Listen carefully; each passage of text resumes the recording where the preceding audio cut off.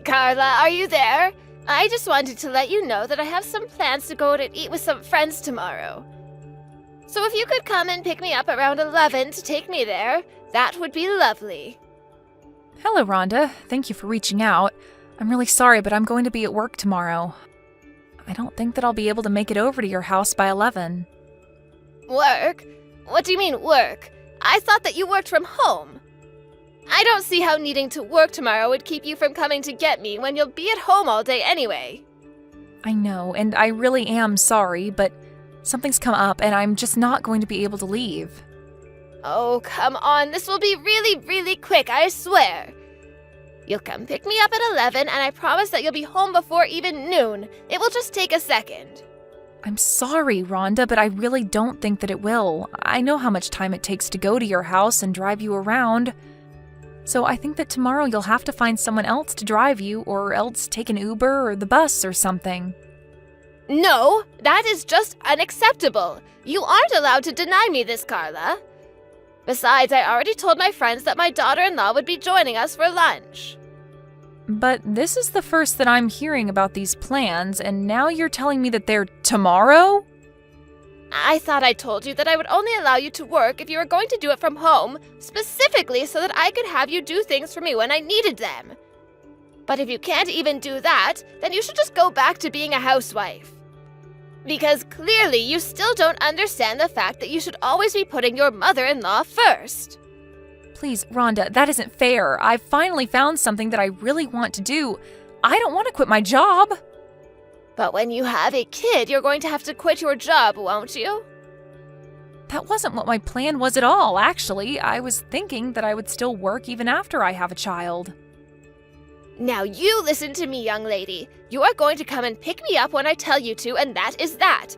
Unless you rather I tell all my friends just to show up at your house and have lunch there. Okay, Rhonda, you win. I'll pick you up tomorrow if that's what you really need from me. You should have just said that you would in the first place. Then we wouldn't have had to waste our time fussing over this pointlessly. I can't believe that you would even try to lie to me about getting in the way of your work schedule. Did you really think I was going to buy that? But I wasn't lying to you. I guess now I'll just have to stay up all night working so that I don't miss the deadline for this tomorrow. If you had that option, then you should have said that's what you were going to do in the first place. But remember that you're going to be driving me around tomorrow, so you better not get us into an accident. Do you understand me? Because if anything does happen, then I'm going to make sure that everyone knows it's all your fault. Got it? I understand. Thank you for making that perfectly clear to me. Also, I want to trace back to what you were talking about earlier about keeping your job even after you've had a child. Does that mean that you and my son are actually thinking about having a child together then? Well, if we can, I would really like to have a child with Ben, yes. I see. And here I thought that you two were never ever going to give me any grandchildren. After all, you two have been married a whole year and there has been nothing on that front. I understand that, but I do want you to know that Ben and I have talked about it. In fact, it was Ben who suggested that we wait a little bit before trying for one. But if you wait too long, then your ovaries are going to shrivel up and you'll run out of eggs. I mean, you're already older than 30 years old, you know. And my daughter, who's still in her 20s, already has 2 kids. So it sounds to me like you two might have just been slacking off this whole time. Rhonda, I am really sorry, but I just have to get back to work now. But we can talk more about this tomorrow if you'd like. Oh yes, I'm sure you're just sitting thinking about how obnoxious and horrible your mother-in-law is being to you right now, aren't you? Anyways, just remember to be at my house by 11. I don't want you getting here a minute sooner or later. And I don't want to hear any complaining about how I'm getting in the way of your work. And just know that if you don't show up, there is going to be serious hell to pay. Hello there, Carla. I just wanted to say thank you so much for yesterday's meal. I really loved how you made it so flavorless and bland. Did you do that just for me? Because you don't think old people can handle flavor?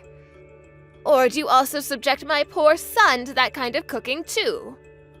I'm really sorry that you had a problem with the dinner that I cooked last night. I only seasoned it the way that Ben says he prefers. Wait, what? You're telling me that Ben actually says he likes his food tasting like that? That is what he's told me in the past, yes. Oh, but that can't be right. Sometimes I just don't know what goes on in that head of his, but I know that he must be lying to you. I really don't think that my husband was lying about how I make him his food. In fact, he's always going on about how much he loves my cooking, if you really want to know. And you still haven't realized that he's probably just saying that as to not hurt your feelings. I know what my son likes to eat, and let me tell you that it is not the slop that you were serving us last night. He likes thick flavor and rich smells. It sounds to me like someone would be better off cooking out of a recipe book than whatever led you to make whatever you did. Anyway, speaking of Ben, he's going away on his business trip today, isn't that right? Yes, he's already left for the airport, actually. Why do you bring that up? Oh, perfect. That's just what I wanted to hear. In that case, I want you to come to my house tomorrow. I'm going to teach you how to cook and make it so that you can actually dish out something served for once.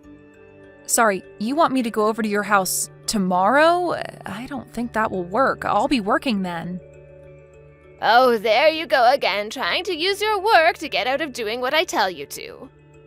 So you're really telling me that you don't think you need any kind of training? Are you okay? Were you dropped on your head as a child or something? Because if you're going to be like this, I might just have to take it upon myself to make you quit your job. Rhonda, I think that Ben already talked to you about this, didn't he? He told you that it's my choice whether or not I want to work and that you shouldn't try and interfere with the fact that I am working.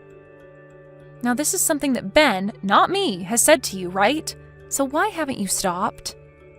Oh, so now you're telling me that I have to listen to whatever my sons tell me to do. I think you're forgetting who's really in charge here. That isn't what I meant, but I'm just trying to tell you that I'm not going to be quitting my job just because it's something you want me to do. How dare you say that? You're just going to ignore what your mother-in-law has to say to you? I'm not ignoring. I am very much listening to what you have to say. I'm just telling you that I'm not going to quit my job because you want me to. Now you listen here, young woman. I am your mother-in-law, and when I say jump, the only thing I should be hearing from you is how high. You really need to learn your place in this relationship. You're already on thin ice by not coming to live with me.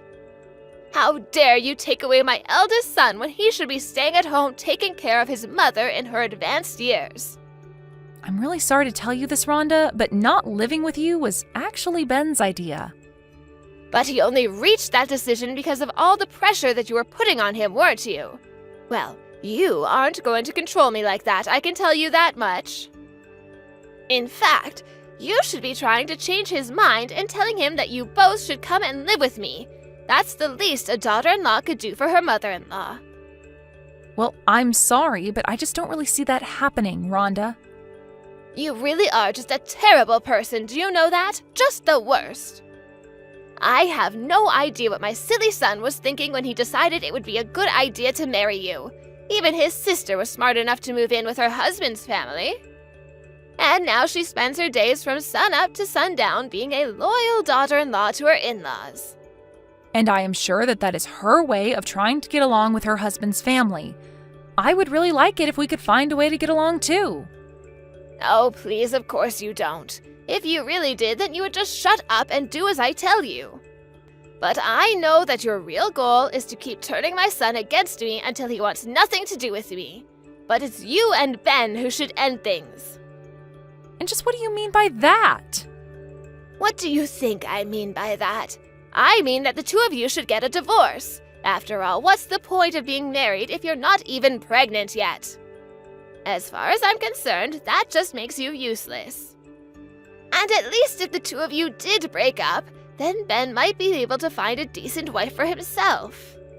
Rhonda, I think that you're being unreasonable right now, and I really don't like you suggesting that Ben and I should get a divorce. In fact, that thought has never ever crossed either of our minds. Well, if you don't want my son to leave you, you better start pulling your weight around here. And you can start doing that by showing up to my house tomorrow. It's high time you learn what it means to be a good wife and daughter-in-law. And I don't want to hear any excuses about how you can't come because of your job. Okay then, I'll go to your house tomorrow, but let's please just try to get along.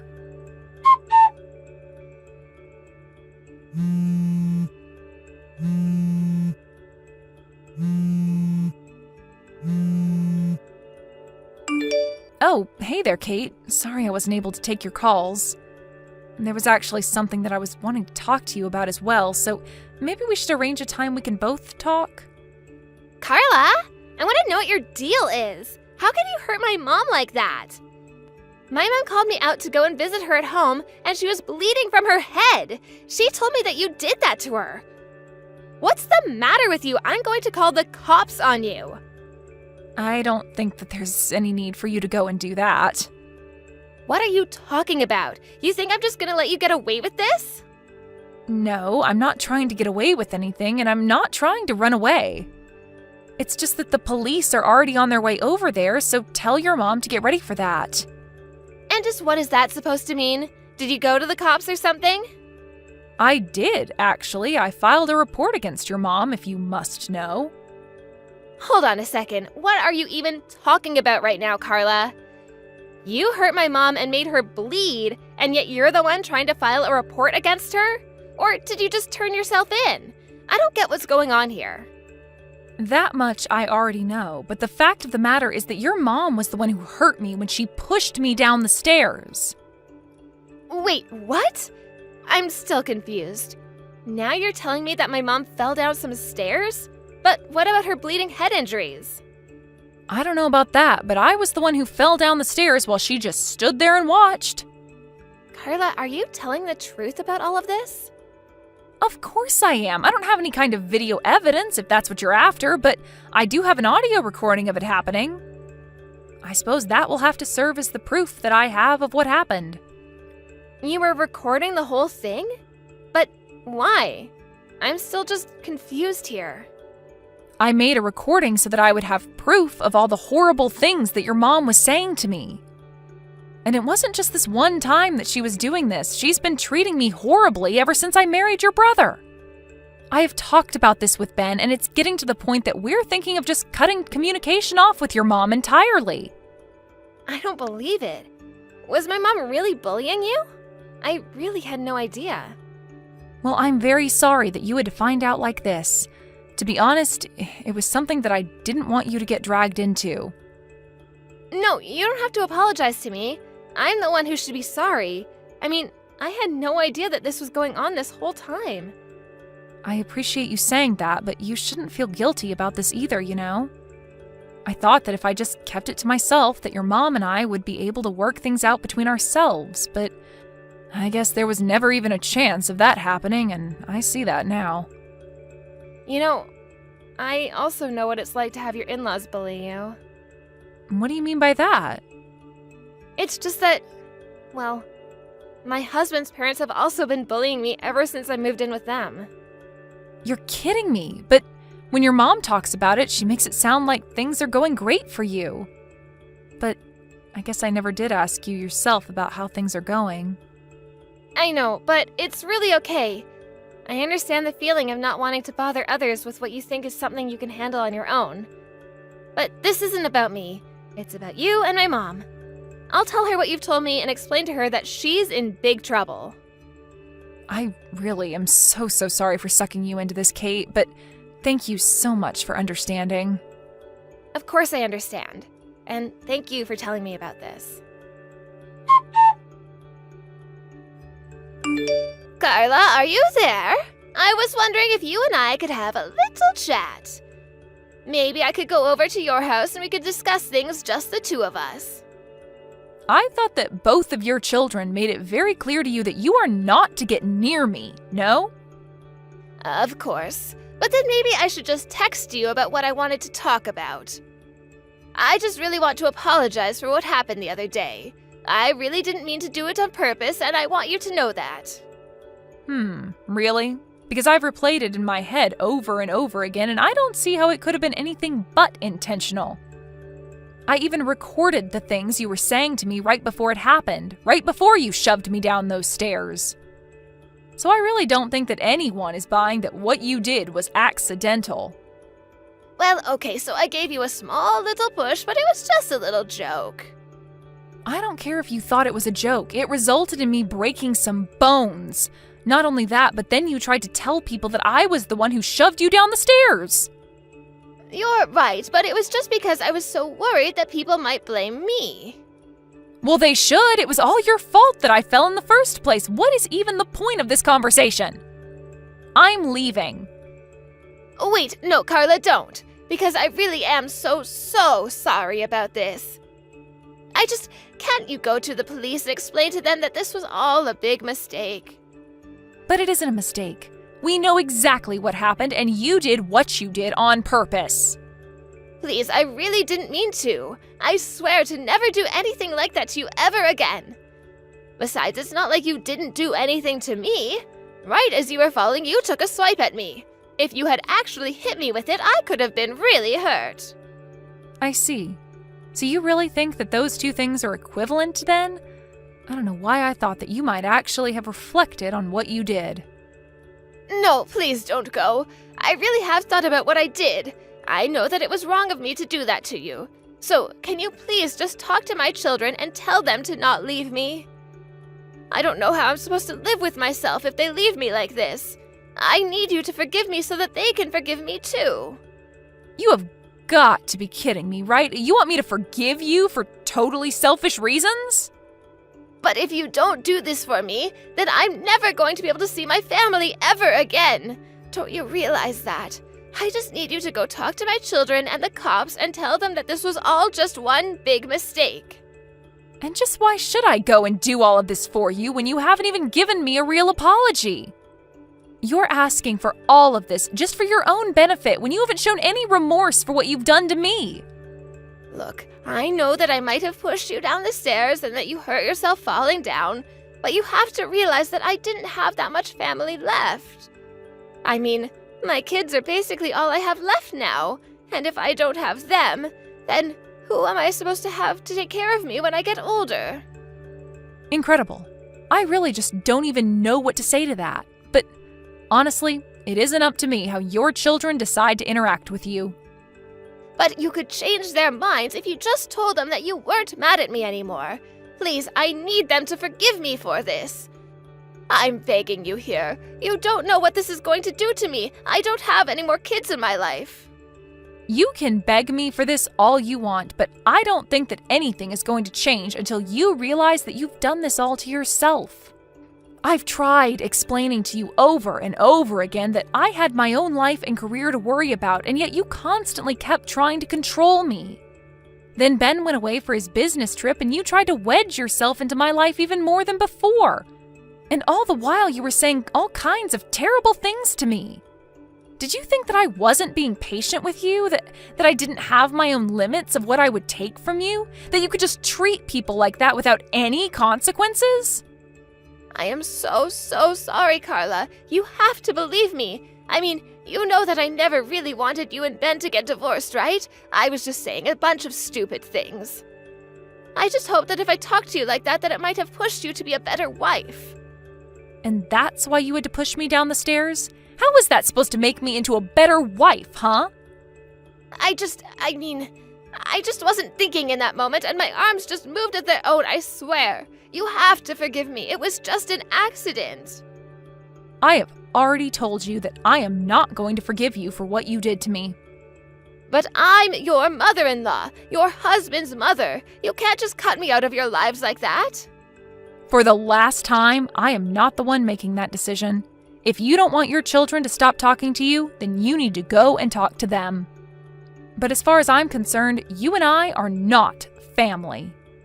Please, don't say anything. I am so sorry for everything. I promise to never ever try to interfere in your life ever again. I won't even be mean to you, and I won't order you around like I did before. I'll do all of that if you just say that you'll forgive me. I really can't believe that you think that's what's going to solve all of this. An apology has no meaning if there's no intent behind it. I have to say that you are just not the person that I thought you were when we first met. I am nothing but disappointed in you. Carla, I'm so sorry for everything. No, you're not. And that's the problem. But hopefully you've learned your lesson from this and can be a better mother-in-law in the future. Of course, it doesn't mean we'll ever let you back into our lives after what you've done. After that, Ben and I talked and we finally settled on dropping the charges that I was going to press against his mother. Instead, we served her with the full bill for my injuries and made her sign on to a restraining order to keep her away from me. Although it was unlikely that the court would have sent a woman of her age to jail, our settlement was a good way to ensure that she would keep away from us. After that, I blocked her on every medium imaginable. I heard from Ben, however, that rumors were spreading around Rhonda's neighborhood about what she did to me. Apparently, Rhonda was so humiliated that she doesn't even leave the house anymore. Afraid of being known as the person who harmed her daughter-in-law and lost her family, Rhonda decided that she had to move away. Now, not even her children know where she is or what she might be doing these days. A few months later, I heard that Kate and her husband talked about what she was going through and that the two of them decided to move out of his parents' house. Ever since then, Kate has seemed much less stressed than before. Thank you for watching. If you liked this video, please give it a thumbs up and don't forget to subscribe to see more content like this.